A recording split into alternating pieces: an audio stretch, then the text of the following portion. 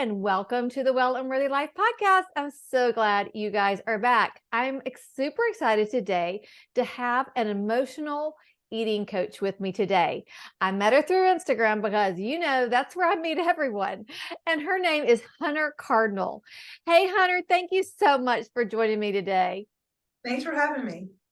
I'm just going to read your Instagram profile because I really love what you say on here. You said you help women ditch emotional eating, lose weight, and stop thinking about food so that they can be free to fully live life. Hallelujah. Thank you. Thank you. If we can fully live life, that says a lot. I think so many people get hung up on food for whatever reason. And so, yeah. And, I have taken a 6-month course in emotional eating. So I know a little bit, but not anything like you do. So Hunter, tell us a little bit about yourself and how you got started as a certified emotional eating coach. Well, for me, it all rotates around my story. So I grew up with a very unhealthy relationship with food. And unfortunately, I did a lot of thinking about food and weight, even from a young age. And I became overweight in third grade. And so I had all those early years into my college years where I was becoming a big dieter, where I was binging and restricting and losing weight and gaining weight. I did that many times and all the way up to my 20s. And I really wasn't even sure what my particular issue was, and I didn't really know where to go get help. But then when I found the help that I needed, I was able to basically go through a transformation that I didn't even know was possible. And it's been a long, slow, but progressive recovery. And when I started getting more freedom, I really wanted to tell other people about it. And I was actually afraid to for a long time. And then when I started telling my story prior to 2015, and then realized this is actually could be my calling, and maybe why it was even brought onto this earth to help people who are really struggling with things, especially behind the scenes and in secret with their food and weight obsession, and to find them get freedom is absolutely my favorite thing in the world to do. So this is a subject that I will talk about all the time. And I hope that this is my purpose for the rest of my life, is to help women overcome this, because it takes up a lot of brain space, just like we said. So it's been a real joy for me, and it's what I enjoy most about my day. Oh, I love that. It's so funny because so many people that I've had here on the podcast, they turn their mess into their message. And I kind of feel like I've done the same thing with my coaching.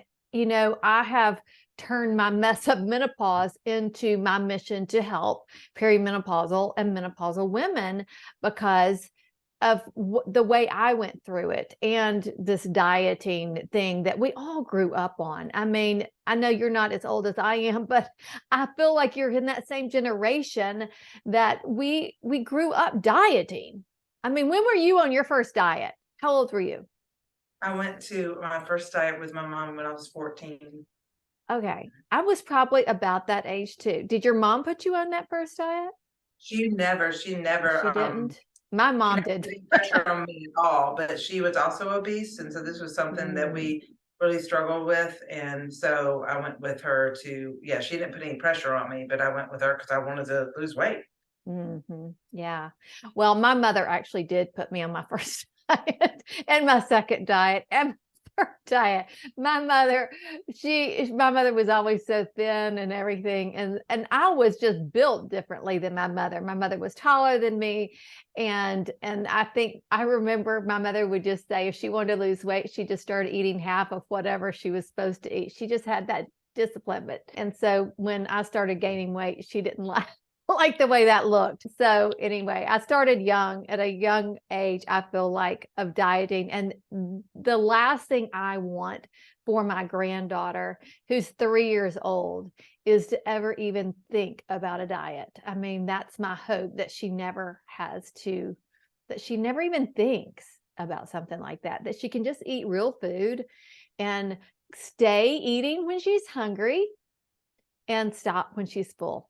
Now that'll be interesting to watch and see, right? And a lot of people, some people have more trouble doing that than others. Like, when they have Oh, cycles like I do, it's just not that simple. And those are usually the people that are my clients, or the ones that know what to do, but it's just not that simple just to do it. yeah.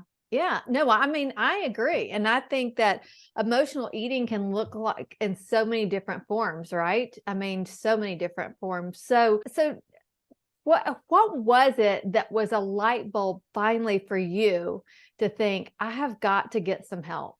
Well, to be honest, I hit rock bottom because Mhm. had gained and lost weight many times. Every time I'd lose just as much and gain even more back. And I was in that cycle of binging and restricting where I would overeat and then go several days without food. And that time in between binges was getting closer, and it was taking up even more of my obsession of how am I going to stop this? And I actually didn't know how to stop.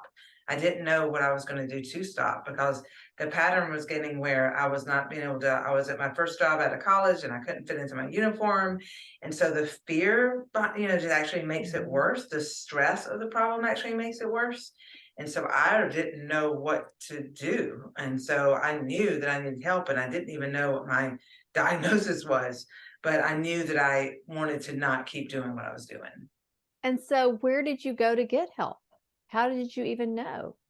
Well, I do believe it was providential of some of the things that I addressed first. I was watching an Oprah Winfrey episode when I was a senior in college, and she put some different advertisements up at the very end of that episode. And then when I moved to my first job, I saw some similar articles. And so I went to my first support group right when I moved here to Greenville. I went to my first support group meeting and started getting the right counsel and the right help. And I actually sat in that room hearing people that did the same things with food that I did. And they were peaceful and laughing and smiling. And many were at a normal size weight and, or what I call a right size body. And they understood, they thought like I thought. And I found out that my brain actually was different than a lot of people's brain, and I'm more susceptible to a lot of substances, ingredients that other people may not be susceptible to. So I related right away, and therefore I could relate to the solution also. So share with us, like, so when you say they thought like you thought, like what would be that thought? So somebody that's listening, maybe if they could, maybe you'll say something that they'll be like, oh yeah, that's me. So what were those thoughts? And are then another part of the question is, are those thoughts still there and you know how to control them now? That's actually a great question. Mostly it's that I did a lot of thinking about food, and I did a lot of thinking about my weight because Mm. I would be thinking about either what I was going to eat or what I really wanted to not eat. So even when I was at a meal, I might be thinking about the next meal of either I don't want to eat like I just did, or I need to eat healthier or whatever, or eat less, whatever it is. Mhm. So it really at this point doesn't absolutely matter about all the reasons why that developed in me, but I do know a lot of whys now. Right. But I spend a lot of time wanting those palatable foods like, they put ingredients in foods now for us to want them more, right? So there's, high fat, high sugar, high, refined flour, etc. And they put multiple of those ingredients in there. So Mhm. we want more. But for some people's brains, I do believe that we get hijacked and we get turned on by those foods a lot more. Like my daddy could eat a half a Snickers bar, and he could leave the other half by his table, where he's watching TV. And I couldn't fathom that. I'm like, I want to go finish the Snickers bar. So I always had a real love for sugar. And I do believe that my brain is different the way it processes it. My body is different the way it processes it. And so they were talking about things they did with food like that. They thought about it a lot, and that they wanted to stop, but they couldn't.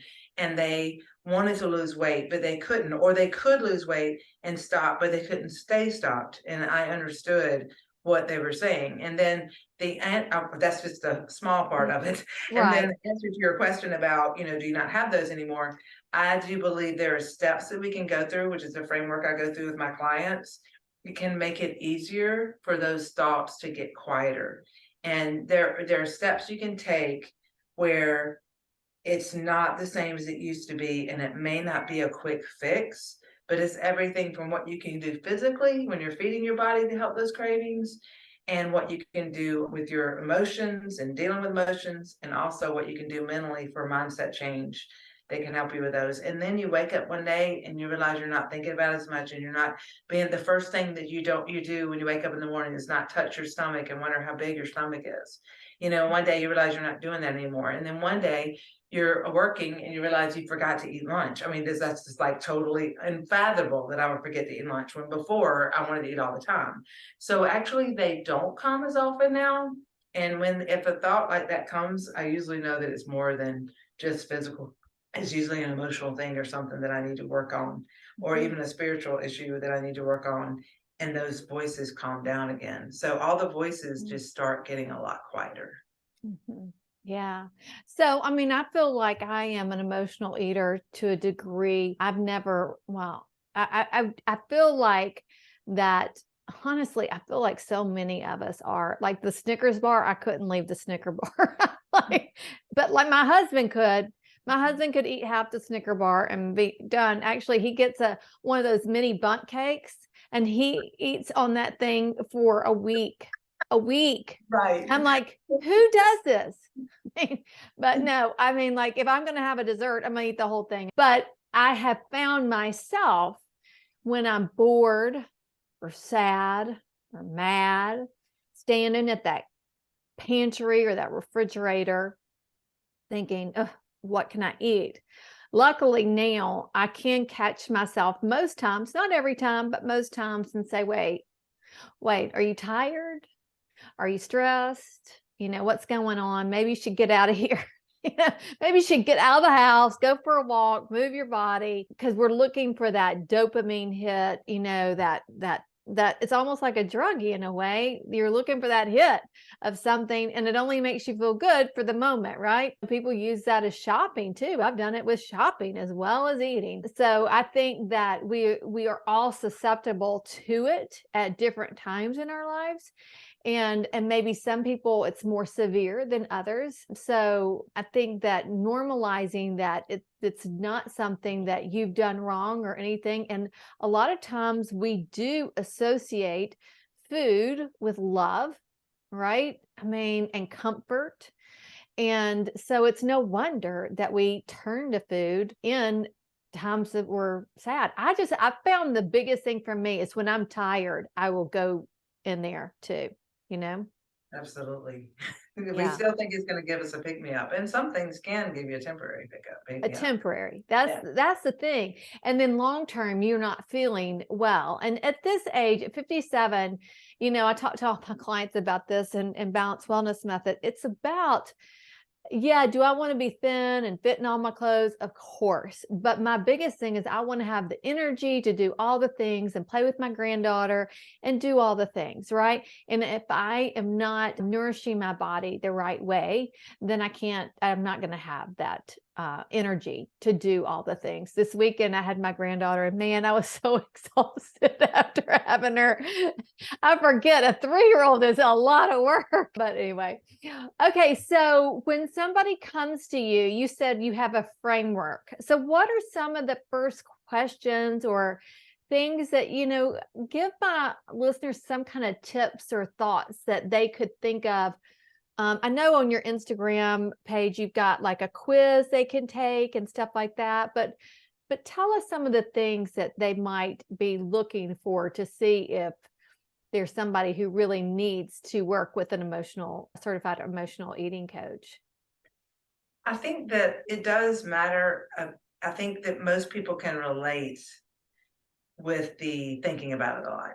Just Mhm, really mhm, even if it's not to the point of obsession, but it's taken up a lot of brain space, and it's taken up a lot of their money and goal setting, and the way they operate on a normal day. There's a lot of trying to control it, and so I think that's a big sign, is if you're thinking about it a lot. And then when you want to do things with food that you feel like it's almost impossible to do or sustain, that mhm, for some people things come easy and some people it doesn't, then, that's something else. And then if you find that you're turning to food, what I say, this is not a clinical definition, this is what I've come up with in emotional eating, mhm, is that it's turning to food for other reasons than nutrition to sustain a feeling, to create a feeling, or to stuff a feeling. And we can get into those patterns of, when I'm sad, that's going to pick me up, or when I'm tired, that's going to pick me up, or if I'm disappointed, I really don't want to sit with this feeling, so I'm gonna eat. So now I can just sit with the feeling that I've overeaten and I don't feel good about myself. And then you go into a pattern of beating yourself up. So I think a lot of that negative self-talk can be part of it too. I have not met one client that didn't struggle with negative self-talk, Mhm. and the framework that I go through is understanding their own personality and understanding what has worked for them and what hasn't, and not keep doing things that don't work, and then trying to really work on their nutrition, where they're giving their body what they needs, and really trying to change this all or nothing thinking and this negative self-talk, and getting accountability and support, and then understanding what your triggers are. And there's so many things now that we can get help with, because a lot of times I feel like that it used to be we kind of did these things in secret and we didn't have people to talk to. And now that's my biggest message I always want to get to people, is that you are not alone. You've not done anything with food that I have not either done before, or had a best friend do, or been around. I might have been in these rooms, for a long time, of seeing people struggle, and that you are not alone, and that also that change is possible. And it may not be overnight, but it is possible.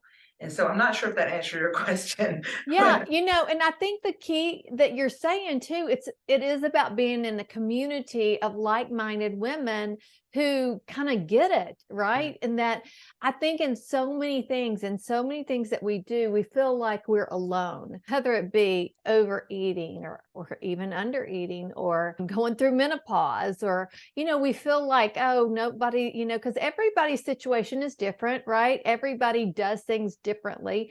And so, you're like, oh, I'm sure nobody has this. And there's somebody that has it. I mean, there's somebody who's done it, who has it, who that's just the way things are. And you're not alone. And when you feel like you're not alone, then it's like this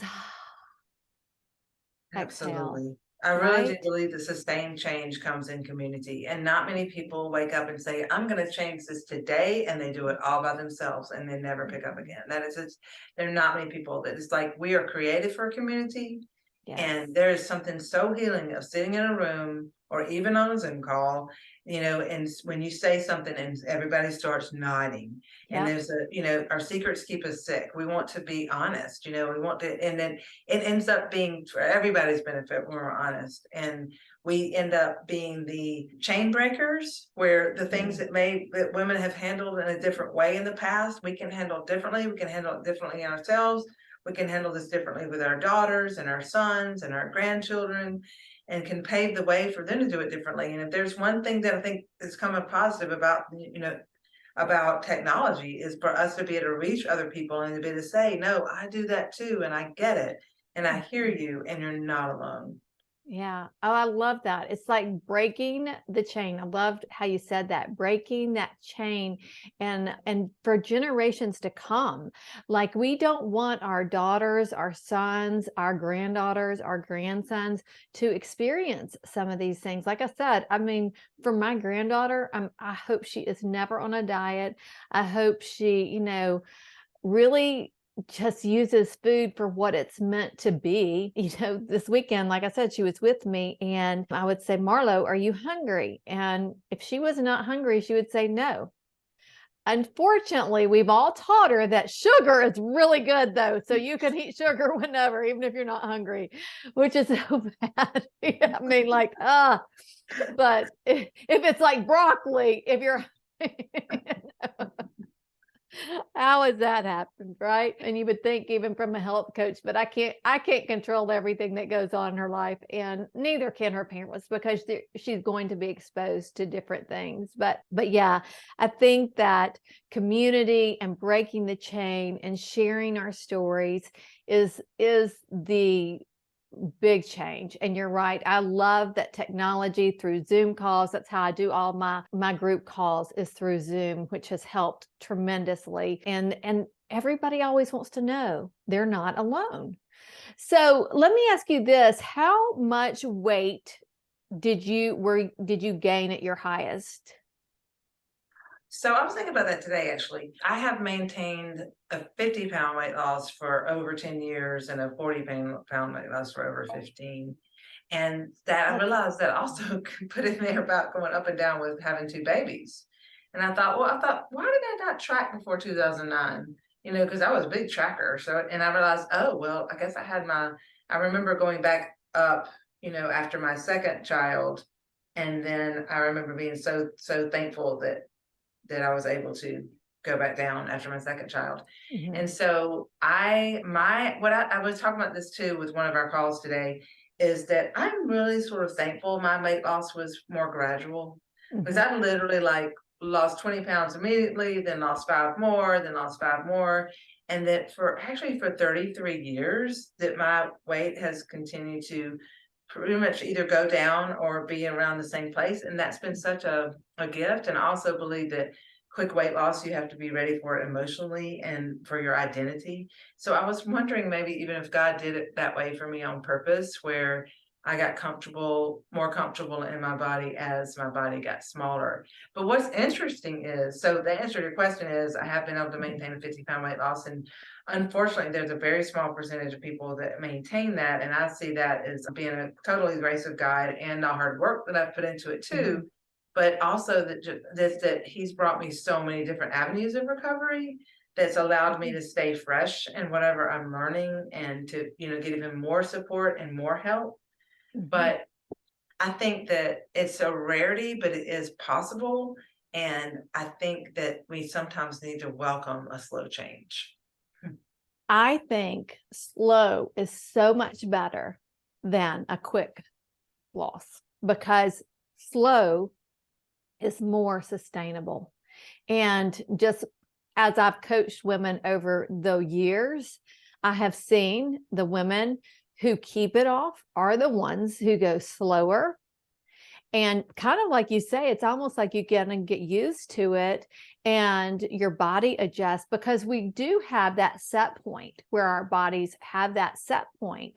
And so I do believe that we have to adjust and everything. And anytime you do something quick and radical, like I remember back in the day where I had friends getting these oh, what were they? Human growth shots or something. They would get these shots and they were hardly eating like 500 calories a day. I think Oprah did it first. I could be wrong about that, but some star did it first, right? And that, because that's the way it always works. And so everybody's like, oh, okay, that's the way to, to lose the weight. And of course, unfortunately, it doesn't stay off. I mean, I always tell somebody like, we've watched Oprah. We grew up watching Oprah, right? And she went up and down all these years. And so, but she seems happier now than ever. And I don't think she's at her skinniest, but she has embraced where she is. And I do feel like that the losing a lot of weight quickly is not going to be sustainable. And every time I have seen somebody go on one of these fad diets, and there's so many out right now as we live, and there will probably always be, they end up gaining it back and more, rather than if they just learned how to eat to nourish their bodies. I And it's know like, it's not that yeah, simple, that's right? right. I know Right. it's not that simple, because I have had friends that no matter, and I've been eating with them, like no matter what, they couldn't get full, that their bodies didn't recognize that fullness. So I know that there is so much more to it than that, but I think that's where it goes to working with a coach or working with a therapist that can help you get to the root problem, right? Because there's a root problem. And there's deeper work to be done, and everybody's not ready for that. But when you do get ready for that, and you have just any inkling of willingness, I encourage others to really ride that wave right then. Where if you get an inkling of willingness, if I think I see some of the deeper work and I think I'm ready, go ahead and try to get started, because once you start and you get some of those victories, it can encourage you to keep going. And if you're willing to keep going, I mean, I know it I know that it's hard work, but there might be some things, including your nutrition, that if you changed it up, things could get easier than you imagined because you made some change. Just like the first time I actually did do a detox, and I actually did get rid of all the sugar in my body, and that's not for everybody because I know that's very Mhm. scary. That is not for everyone. But I ended up having such a drop in cravings and such an increase in taste buds where I could really taste the strawberry, which before I couldn't, because of some of that had gotten out of my body, and things calmed down so much that if you give some of these other methods a chance, you don't have to do it for a lifetime. You just give another method a chance that's maybe even something radical that you've never tried before, and understand that you get to make the choice of how long that lasts. You can, do something for 7 days. You can do something for 24 hours that you'd never imagine doing for a lifetime. If you give some of those methods a chance, it could be better than you ever imagined. It might be some things that we think and we imagine in our heads, like for me, giving up sugar, to be the absolute hardest thing, which was hard, end up bringing the joy and peace that you never even knew was possible. It's like you didn't Mhm. even know you could feel that way, that you could feel like everybody around me is eating ice cream and it's not bothering me. That was not on the agenda. That was not anywhere on my timeline. It was Mhm. nowhere that I could even imagine. And so you may not be even understanding there's something even better out there because you never experienced it. Oh, I love that. So do you eat sugar? I don't, because Not at all I'm anymore. a sugar addict, and it Oh, didn't work, man. and I kept trying, and it didn't work, and I ended up the last time I tried it, I binged on Christmas Day of 2008, and it took me 9 months to get out of it again, and my last binge was in September of 2009, and so it's just Wow. not worth it, and when I stopped, I didn't have the cravings, and I didn't have the where it bothers me anymore, and that's a miracle. That's not me, that's a miracle. Mm. Wow. But that is not everybody's course. It is a minority of people that have to do that. So I always don't, I'm scared to talk about that on social media because Mhm. I don't know, for many reasons, but it's not everybody's course, but it Right, is an right. example of something that you could have never told me, to the girl who ate, tubs of Cool Whip and, half gallons of ice cream, that's not something that I do, and I can be around it and serve it to people and it not bother me is, beyond my wildest dreams. See, I do love that because I can understand that in a little way with alcohol. I have gone back to drinking a little bit now, but I had gone over a year without drinking anything. And if somebody would have told me that I could do that, I would have said, absolutely no way. There's just no way. And not feel like I needed a drink because my thing was not I never had a major problem with it. I've done several podcasts with my friend Jen Sober Sis on the podcast, but I never really had this major problem. But I did find myself wanting to drink one or two. Well, I'd say one, start off with one to de-stress. And we know one doesn't take the de-stress out. And so I would drink, a couple of glasses of wine or something like that, probably 3 to 4 nights a week until I realized that that was just really messing up my whole journey, my whole health journey. I was putting a toxin in. And so then the thought of like, well, how do I go to a party and not do this? And having that freedom and the freedom I felt from being able to do that and have a great time and not no, I wasn't a like a dud either. So I can understand how you can get that way. Like, and there must be so much freedom in that, right? And that's really what we want is that freedom, not a restriction, not feeling like we're restricted, like we can't do it because we can't handle it, but this freedom of I choose this. And one of the things that I love that Jen with Sober Sis says, so you're just choosing it for right now. That's Doesn't mean right. it has to be forever. And that to me is freedom. We can do, like we said before, we can do for 24 hours what we never could have imagined for a lifetime. And for some of us, there are abstainers and there are moderators, and for some people, the moderation works and that is wonderful. And I want everybody to have as much freedom with leniency as they can. I would not recommend anything tighter or more structured than they need. But for some of us, to abstain is the freedom, is actually that none is greater than some. It ends up being the better option for some people. And it's different for everybody, but there is so much freedom when the people who need to abstain, what happens is their brain calms down and then it doesn't keep screaming for it. And we make new neural pathways in our brain where it's not necessary anymore. Oh, I love that. Okay, so are most people, and I'm just throwing this out because, like I said, I love sugar too. So I'm wondering if most emotional eaters are I mean, not sugar addicts too, but is sugar their thing? Because I do run across people that are like, I don't really care about sugar. I'm like, oh my gosh, how do you not care about sugar? Like, Well, I would feel the same way, but yes, most people are not necessarily. I mean, the people really? that I coach, they can have trouble with night eating, which is the number one thing that they usually have trouble with from the emotional eating standpoint, is eating at night. And it can be anything from a process where there was a link even back in childhood of this is what we did every night. We all had a bowl of ice cream, or we all had a bowl of cereal, or this is what we do when we watch TV. So that, they're all the different reasons that someone can have performed the habit. And it could be just a habit, could be Right. a link emotionally. It could be just a flat out habit. I sit down, this is what I do, flip TV on, I go get something to eat. Or it could be that it's a pattern of emotional eating and trying to stuff a feeling, or it's a pattern of emotional eating of this is the way I check out, and I now don't know how to check out without doing this. And it also can be a habit of this is how I reward myself. It's a pattern of this is the way I reward myself, and so now I don't remember how to reward myself without food. But it can be anything. It can be chips. It can be chips and salsa or chips and guac. It can be healthy chips or unhealthy chips.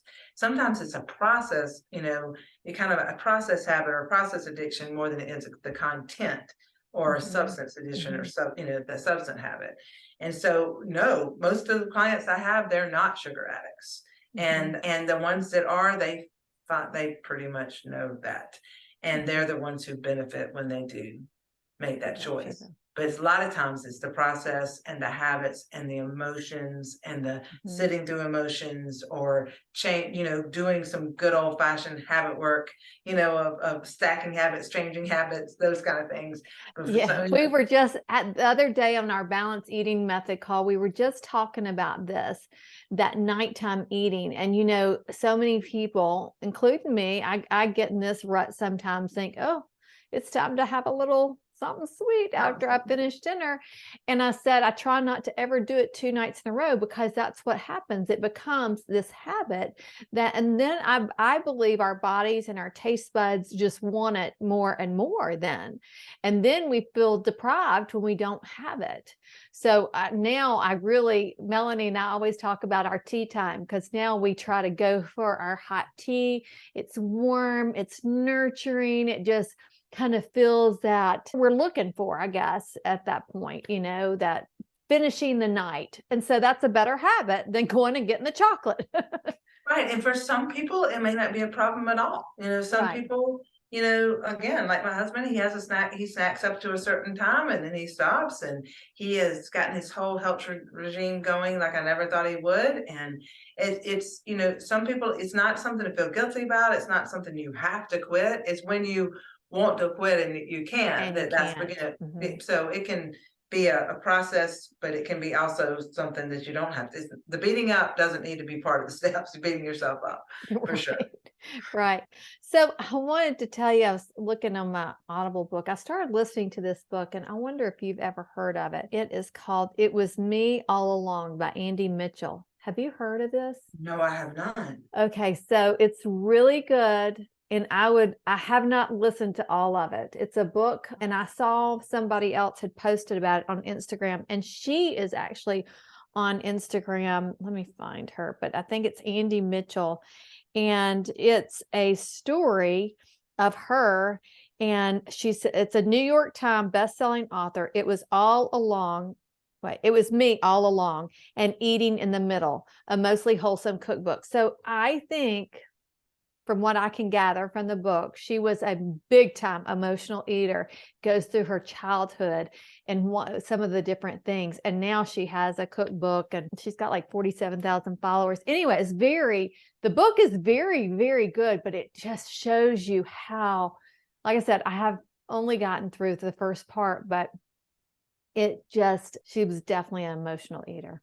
And so I'm sure she has healed herself, and I'm sure she got help. I don't know the whole story behind it, but it's a really good book. So I would recommend it reading. I will definitely look into that.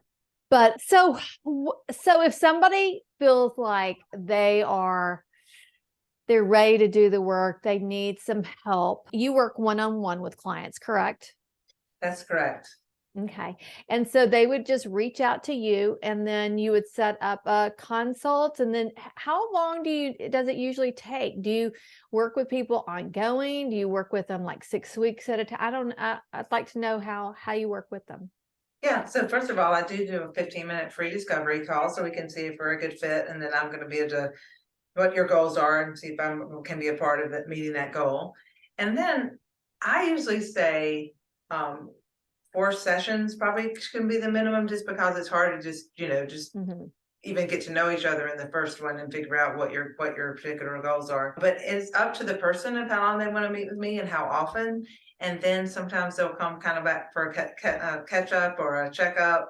And a lot of times people will have some pretty revelations that they just talking it through. They didn't realize it was like I had someone, because of my work in addiction, I had someone who was an alcoholic and had been recovered for a long time. And in the middle of the session, she realized, even though I could see it, she had not seen that she was just switching addictions. That now what used to be the glass of wine had become this night snacking that felt like out of control or whatever. But she didn't realize that until it was the middle of the session, So I think a lot of people just need to talk through it and and then I always say, for me, I need a plan and accountability, and all my clients are the same. They need a plan and they need accountability. And when you know what your plan is, then you have something you can work with like the rest of your life. And then if we write it down and record it, and that way, and when you go astray and go off track, you realize, okay, this was what working. So for some reason we forget what works, like we get onto a roll. And then, my friend will say, oh, weren't you doing X, Y, and Z? I'm like, totally forgot that. So I'm like, let's write it down while things are going well. And that way they know what to come back to. And so they don't have to be dependent on me. But at the same time, I think talking things through is just, especially coming from a verbal processor like me, a lot of people talking things through can be so helpful. So I don't put any limit. I don't put a minimum. It's totally up to the person of how much they want to work together, and we take it from there. Yeah. And I love that, because I do think just talking it through, and what you were saying about changing that addiction from alcohol over to eating, I think that, that is one of the things that Jen and I have talked about in our podcast too. With what I've learned is a lot of people who give up the wine at night, they were doing the wine every night and they decide to give that up. Their sugar, they want more sugar more than ever. Isn't that funny? I mean, it's because they were getting so much sugar from the wine. Right. And so there is definitely a correlation there with the sugar. So then they start, she's even talked about, she didn't lose weight immediately after quitting the alcohol. It took time, because you end up feeling that in other ways. And I've read about the sugar thing that you can take, I think it's L-glutamine. Is that right? Maybe I've got it wrong. That's something I'm not an expert on that, but I have, heard about that. But I do know that blood sugar regulation is huge when it comes to cravings It comes to Mhm. hunger levels and it comes to weight loss. That blood Yeah. sugar regulations vary, and your sleep and your rest. Oh, And of yes. course, in this stage of life, those are all going bonkers.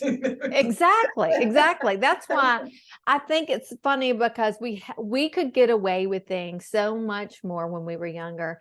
And now at this age, we just can't. And again, though, I think I like reframing it to thinking the freedom. Once we know, then we can start working on the problem, right? And so if we're overeating or we're eating too much sugar or whatever it is, the problems that we have, if we're not getting the sleep we need to have, because I think for me, sleep is like number one. I have to get that sleep.